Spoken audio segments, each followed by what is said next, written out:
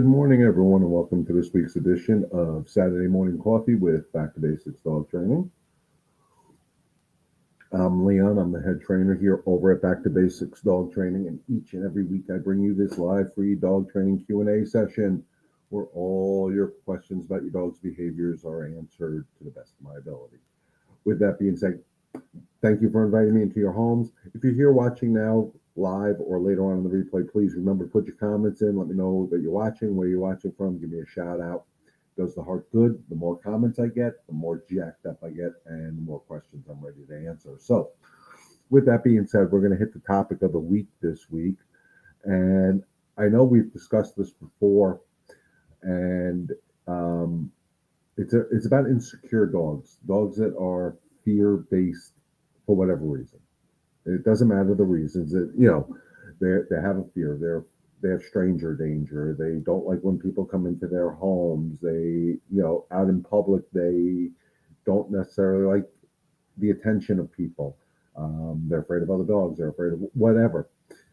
And there's a lot of different training methodologies out there when it comes to insecure dogs. And what I found over the past 40 plus years of dealing with dogs of all different types, different breeds, different everything, is that you can never force a dog to out of its fear. If I have a dog that's afraid of other dogs, I am not going to flood it with other dogs. Say, well, you just got to deal with it here. I'll throw you into a pack of dogs, learn how to deal with it. To me, that doesn't work. It may work sometimes, but to me, it's just not the right way to do it. I wouldn't want somebody to, if I was afraid of spiders, to cover my body in spiders. That's not how it's going to work for me. So what I talk about is guiding dogs through whatever they're fearful of. If they're afraid of people, if they're afraid of noises, whatever. And how do we do that? Is everything has to slow down. Guys, you can never, ever, ever rush insecurity. It just doesn't work. If you try to rush insecurity, to me, you're going to just set them backwards, not forwards. And part of guiding them through the insecurity is to build a trust with a dog. You guys have to have this bond with your dog. And it's not just the happy, lucky kissing, squeezing, hugging, kissing because the dog is good with you. It's learning how to trust you that you're never going to put it in a situation where they're going to get hurt. So if I have a dog that I'm working with that is, fearful of people or insecure about stranger danger, I'm going to be taking them out to places where there's people, and people are going to most likely want to pet the dog because the dog is cute, and I'm going to be like, no. I'm going to advocate for my dog, the dog I'm working with, the dog I'm with. I'm going to advocate for them, saying, no, you can't. They're telling us they're not comfortable with your presence. But if you can do me a favor, just hang out here. Let them get used to just somebody being in close proximity and let them realize that nothing bad is going to happen to them. And that's that no look, no touch, no talk theory that people have to understand about when they're working with especially insecure animals. So if I'm working with a dog that's fearful, like I worked with a couple of weeks ago here in the complex, we didn't force any of the issues. That dog had more fears, not so much of people, but of the outside world. We guided that dog through the front door into the hallway, from the elevator to the sidewalk, from the sidewalk to wherever. We guided the whole entire process. And when they shut down, we stopped a second, back to where we had some success, and then we move forward back into the direction wherever one area in this complex where when we were walking, we were going and we wanted to make a right, but the dog wanted to go left because that was closer to its home, a quicker way, and we had to say, no, that's not good. We're going this way because we're in charge. So what we did is when she locked up, instead of dragging her to go with us, which would be forcing her to do it, we went back to where she was at a good space, and then we went and we made the right, and we got 5 feet further, and she stopped again, and then we went back again, and we did it again, and we did it again, we did it again, rinse and repeat. And Eventually, her mind realized, hey, it's okay to go this direction. Nothing bad's going to happen to me going in this direction. And then we had the same issue at their entrance to their building, where we got to the entrances. Of course, she wanted to go right into the entrance, and we said nope. We walked past the entrance, and we walked past the entrance again, and we did it. We did this X amount of times till she understood. Okay, I can pass the entrance, and nothing bad happened. That's the same way I deal with dogs that are insecure about people, stranger danger.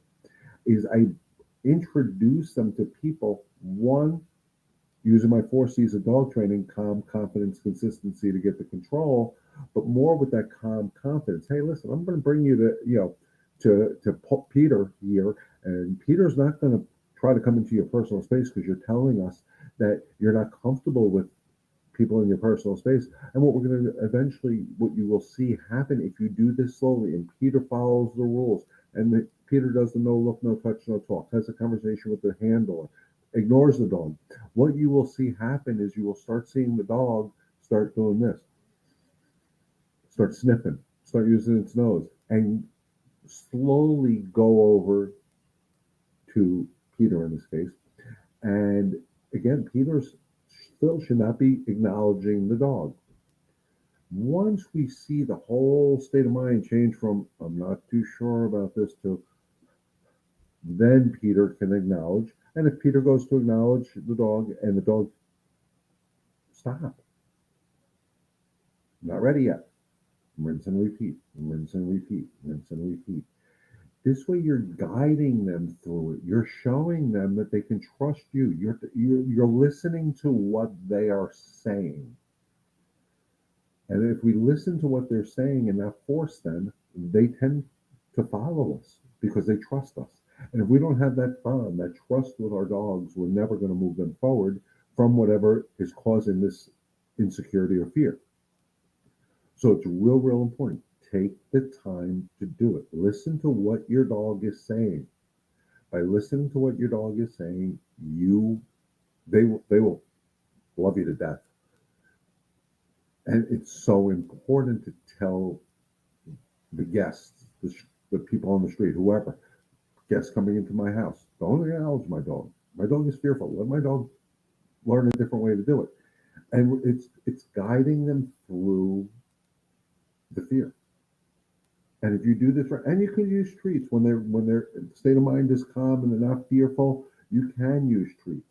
Too many people, in my opinion, and there was just a case on the news in some airport, I think it was, where, and I don't know the whole story, but there was a trainer with a person with a dog, and I guess they were using treats to train the dog. They asked somebody to give the dog the treat because I'm assuming the dog had a stranger danger situation, and the dog still bit the lady in the face in the airport.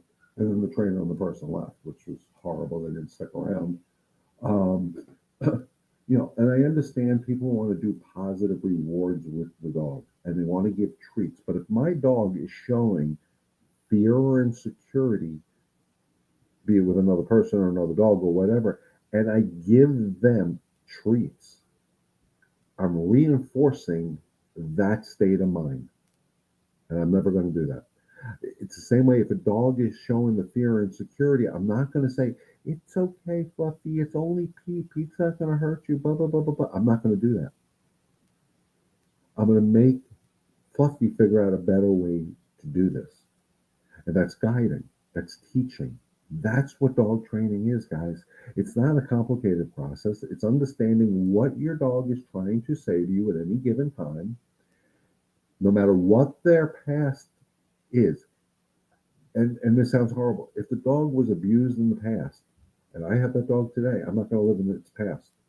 I'm going to move it forward with my calm confidence.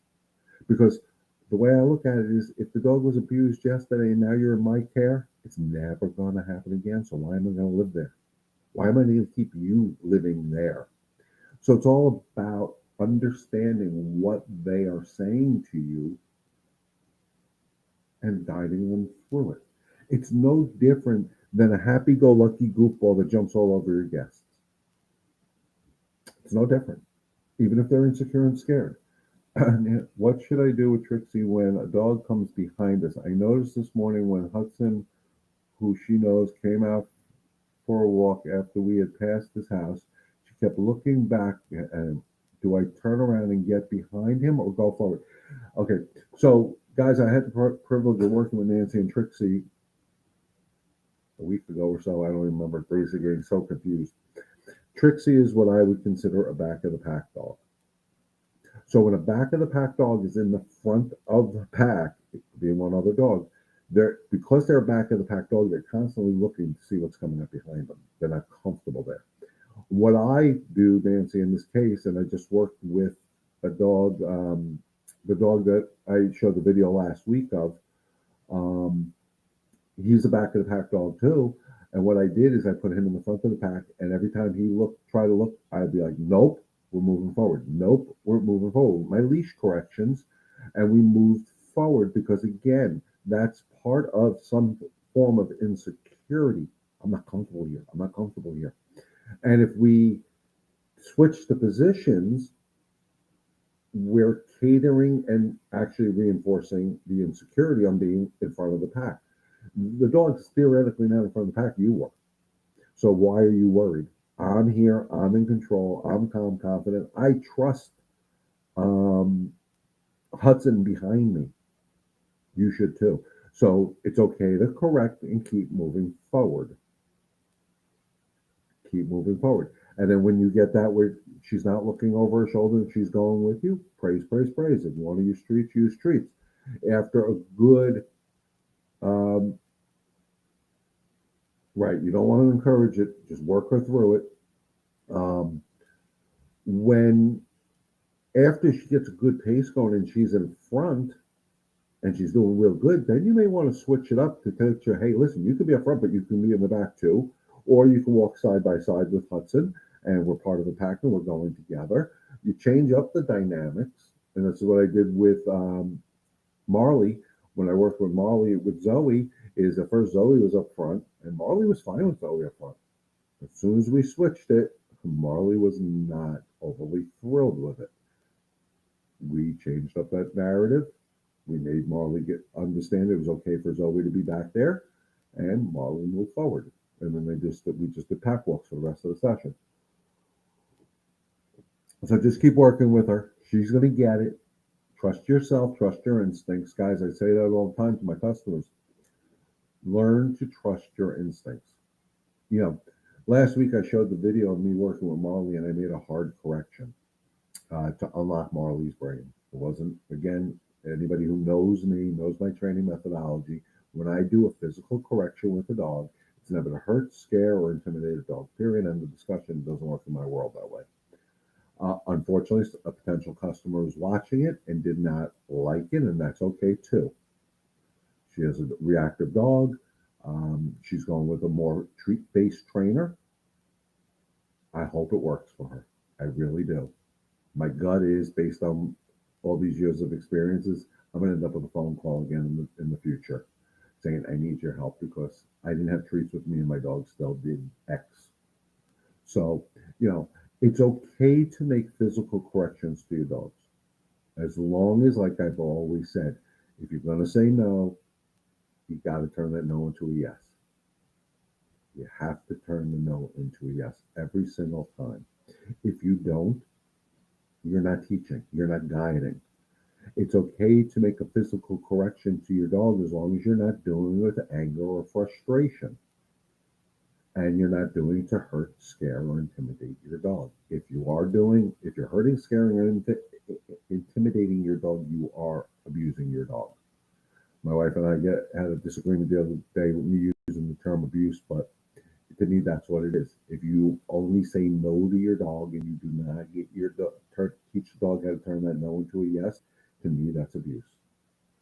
The yes is so much more important when we're doing this guiding and this training or whatever words, this journey we're going on with our dogs. We need to turn those no's into yeses because we know we don't want this behavior. We know we don't like the dogs jumping on people or barking at dogs behind or whatever it is. We know that's a no. We don't want the puppy chewing our shoes. That's a no. But when they don't chew the shoes because we've said no, we've disagreed with them in a language they understand, and then they don't chew the shoes, that's the yes. And you have to make sure you praise them when they do what you want to do. When we were working with Trixie and we were passing her one of her BFFs, um, she was actually, I want to play, I want to play, I want to play. She's a puppy. That's what she wants to do. And eventually we got her where she wasn't trying to drag us to the fence. And I'm like, good, yes. I praised the state of mind I wanted, which was a calm state of mind. And then what I do, I brought her closer to the fence. And she got a little excited. We stopped right there. We waited till her calmed down. We praised and we moved forward again. So her reward was twofold, if you think about it. Instead of just giving her a treat, her reward was twofold. I gave her praise, which my energy means I'm happy. If I'm praising a dog, I'm happy, but they read my energy. And two, she got to get closer to her BFF. That was the second reward. And eventually we were able to get into the yard, off leash. They were fine. They coexisted. Nobody was intimidating. Neither one of them with rough play was intimidating the other. And they coexisted in the same yard, which was a beautiful thing to see. So, positive reward, guys. People think it's always a food based thing. Doesn't need to be. Positive reward is yes, you did good. Yes, you did good. We're bringing you to your BFF. There was a dog I worked with where his humans were his world. So when I took him away and he kind of protested, he didn't want to be away from his humans. I guided him through all that insecurity, and his reward for being good was going back to his humans. Uh, Michelle, I did get your text. I finalized everything, so I'll reach out to you this weekend and set up a date. Athena needs that training. I drag her in the house every day on the slip lead when she's fence fighting. It's exhausting, but she really hasn't redirected on me lately. That's good, but you're dragging her into the house. You're doing the work. Good girl. Athena needs to do that. Bergen needs to do that. They need to understand that when you say enough is enough, without the anger and the frustration, that's it. Stop the nonsense. Get inside. Let's go. It's like how I was conditioned when I was a kid. When the sun went down, get your butt inside. My parents didn't come dragging me. I just understood that if I didn't, there was going to be a consequence. So if Athena doesn't listen when you say the sun goes down and you need to come inside, there needs to be a consequence. A pop of the leash, you use the e-collar, whatever. Unlock the brain, wait till the brain calms down. Now, follow me in. It takes time, it takes patience. On this journey we go with our dogs, there is no set time limit. I'm making the drive up to New York. It should take me from here to whatever city I'm staying, Stevens City in Virginia, where I have my hotel. It should take me 6 hours, but this journey can take me 8 hours. I don't know. That's the beauty of a journey. It changes, it does different things. And if you go with it and you accept it, it works. And that's the mindset you need to have. Don't put time limits on things, guys. You know, it doesn't work. Time limits will never work. Michelle, the one thing I want to say, I know we're going to be e-collar conditioning Bergen, so make sure, like next week, he, she's wearing that collar. Um, I've used that technique where we have to walk by with correction several times until she calmly walks by. And we did the same type of thing where she had to be calm before meeting her doggy friend too. It takes some time, but it's great. It's so much better. And like I said, when we were there, I forgot the other dog's name already. Um, but you and the other dog's mom could just sit down in the yard and relax and have a good time, not worrying about what the dogs are doing because you introduced them in a calmer state of mind. You allowed Trixie into the yard in a calmer state of mind. It made it easier. It made it more relaxed. It's the same theory, guys, for dog park etiquette. It is.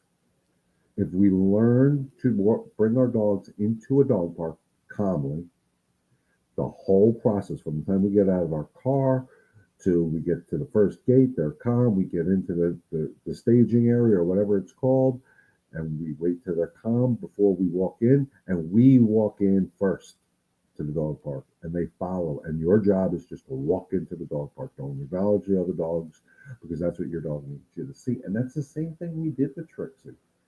We used your neighbor's yard as a dog park, and after we were in there, it took two times of me separating them because Play got a little too excited, but there was no third time. After the second time, they just coexisted in the yard. Guys, it was beautiful.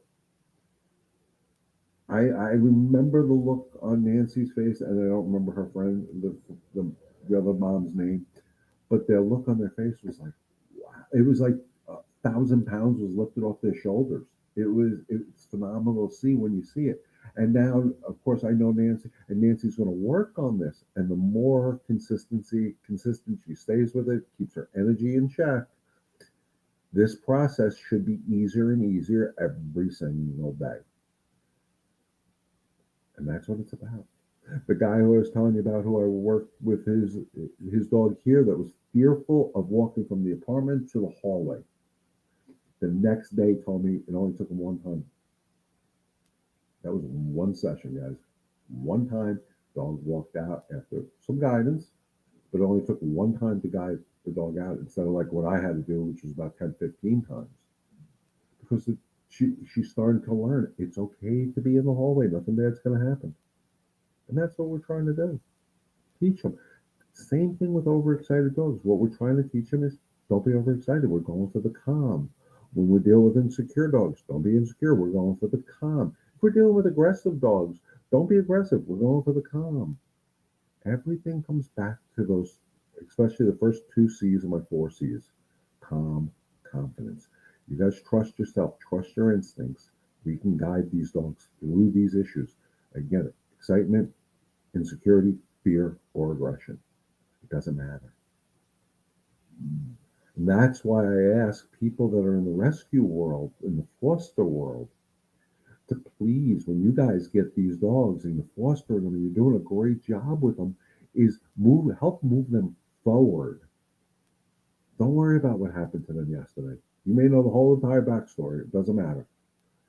If you work with them, today's a new day. We're starting a new way of doing things, and you guide them and you give them the proper rules, boundaries, and limitations. When these dogs go to their forever home, they stay there. They don't come back to the rescue groups. I've done this too many times. I've worked with too many different foster dogs to know that if you do it right, they stay there. Because I hate when when dogs end up back in the rescue or back in the shelter. It breaks my heart. And it just confuses the dogs so much more.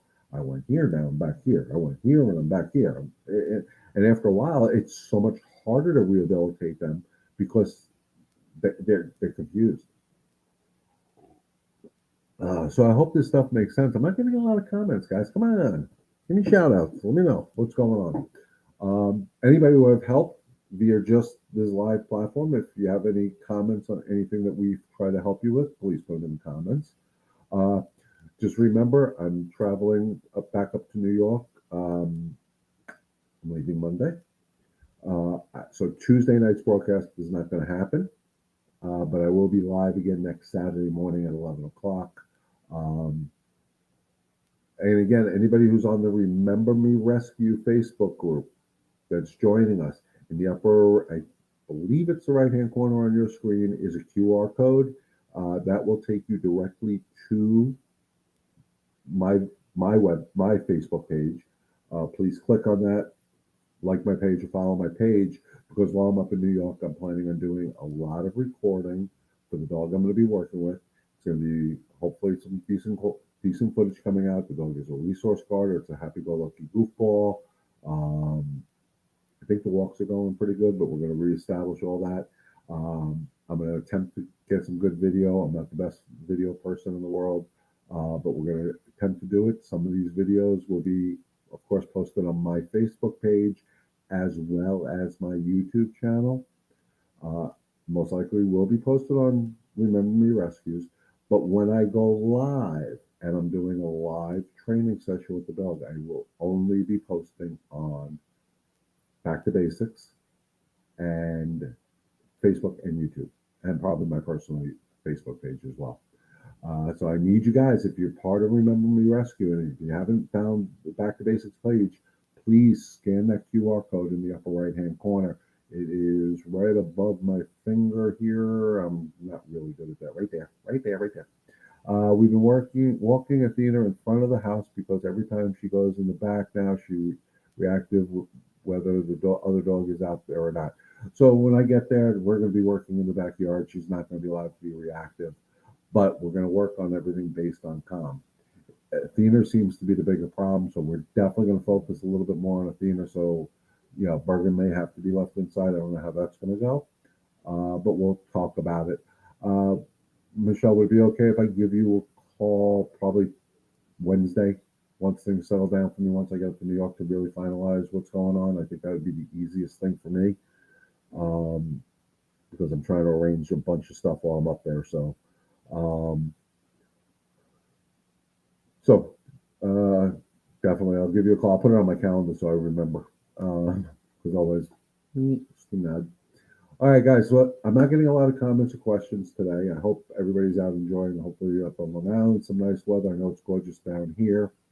Uh, like I said, I'm excited to bring to you guys this live training I'm going to do with Anna, and a little bit with her brother Archie. Um, we're gonna, like I said, I'm going to try to be as transparent as possible. I believe I am transparent. I'm going to record the sessions. There's going to be no cutting, no interrupting, no cuts, no interruptions. It'll just be, this is what it is. There'll be hopefully the positives, and some maybe some negatives, and we'll readjust because that's reality. There'll be some live videos. Like I said, the lives will only be published on my Facebook pages, personal and business, and my YouTube channel.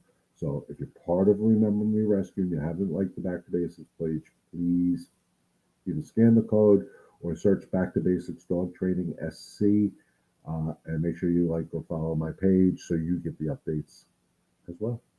I am going to be reaching out to a young lady who reached out to me. We may be doing a dog park video while I'm up there, if I can arrange the time to teach her dog how to work in the dog park better and not be so reactive to dogs. So it should be a lot of fun. I do have some things planned for you guys. So toweling off. Oh, I didn't see that. Sorry, Nancy. Toweling off after going out in the rain. Trixie wants to play tug with the towel. Aside from waiting for her to sit, what else can I do? So one of the things you can do when dogs think we're cleaning them, we're playing, and it's not true. They just do. So one of the things I tend to do is wait them. Again, it comes to a patience game. I get the towel out, make her sit, wait for the calm state of mind. I pick up the. I wouldn't make grand gestures, but at any time, like we did with the brush, she goes to bite the towel or go to play. I stop the process. I don't move the towel; it stays there. I would do this with the leash. If she tries to grab the towel to play, I would do my leash correction. No, wait till she's calm. Continue, just work it up. Start at the paws or start at the head, rub the body. I think a lot of people try to make that a fun thing, and we get so, oh, we got to clean, yeah, let's try you up, yeah, yeah, and the dog gets crazy, and then we get mad at the dog. So just do it as a matter of fact, a no nonsense approach. It has to happen. Make sure you're calm and confident. And again, just because she wanted to play yesterday doesn't mean she's going to play today.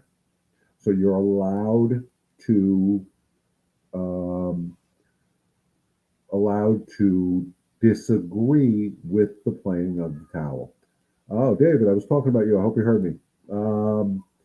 She's been so. This is, guys. I'm going to read David's comment. David is the one with Bailey that I was talking about that was afraid to walk into the hallways.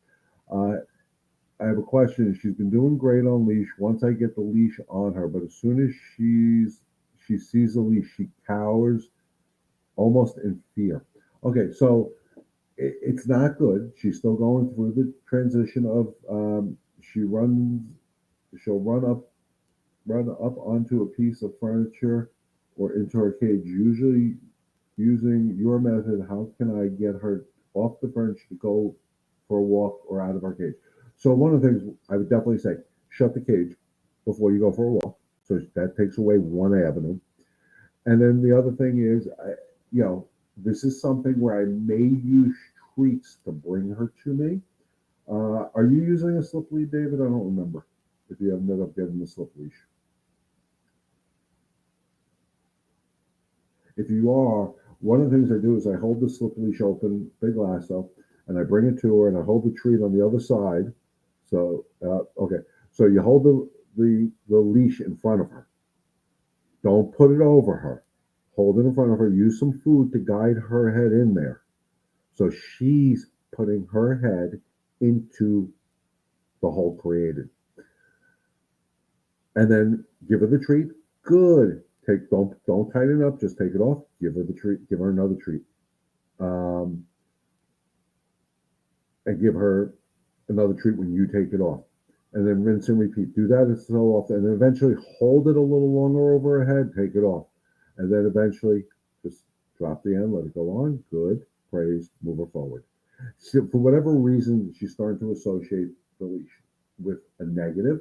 So by using food, you can actually create a positive. And this is one of the few times I will use uh, food to help entice. I worked with a feral dog who hated anything being put over his head, I think.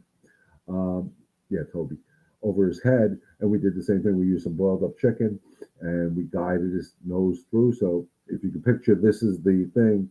I put it here, got the food, got the food, got the food, got the food. Dog put his head, good, gave treat, took a while, gave treat. Did that 100 times or whatever it took. So eventually I just held it, good, took it off. It's desensitizing them. Just take the time to do it. So again, if you know you have to walk her at 9 o'clock, you may want to start this process at 8:15, whatever, you know, because for whatever reason that's sight of the leash, and then you can actually put the leash on her. Let's think this all the way through. You can actually put the leash on her and don't leave the apartment. So she's not associated. You know, I always say leash is a training tool. It's not a walking tool. Too many people only use the leash to go for a walk. And when I deal with dogs that have this fear of this rope, I tend not to just put them on and take them outside. I may stay in the apartment with them, walk around, keep them tethered to me, just follow, just so the leash doesn't represent every time I get the leash on. I go out there. I don't like that. That place is scary out there because we know she has the fear of the outside world and the comfort of the apartment. So get the leash on her and just guide her around the apartment a little bit and take the leash off and watch a ball game or whatever, and then do it again and then take her out the second time. It's desensitizing. It's guiding her through whatever the insecurity is. Um, it you know, food is definitely a big thing with when I deal with that. That's one of the few things I actually will use treats for. Um, but just and you can even pet her with the leash when you're sitting down watching TV. Just pet her with the leash. You want to make the leash a good thing. Just don't overthink it. Does that make sense? Let me know in the comments. Um, hold on, I need a sec. It's no different, really, David, than what we did trying to get her out the front door, but it's now just trying to get the leash on her. Don't force her, guide her through it. And that's why I kind of like get the nose involved, follow the treat through the loop. Good. Treat when you take it off. So I hope that made sense, guys. Yes, it does. Thank you. Keep me updated. I know I'm not going to be here for the next couple of weeks, but you got my cell number or join me on my, well, not Tuesday night this week, but the following Tuesday night or Saturday morning. Let me know how things are going. With that being said, guys, we're at the 35-minute mark. We're going to wrap it up. I have some stuff I need to take care of today before I go. So, with that being said, thank you for inviting me into your homes each and every Saturday morning. It's truly an honor and a privilege to bring this to you. I hope you guys get some value information out of it. And again, once again, please, if you guys have a topic of the week you want me to bring up, reach out to me, Facebook message me, text me, email me, say, hey, can you discuss this week? And we'll tell me if it's Tuesday evening works for you or Saturday. And we'll get those as the question of the week. Nancy, you're quite welcome.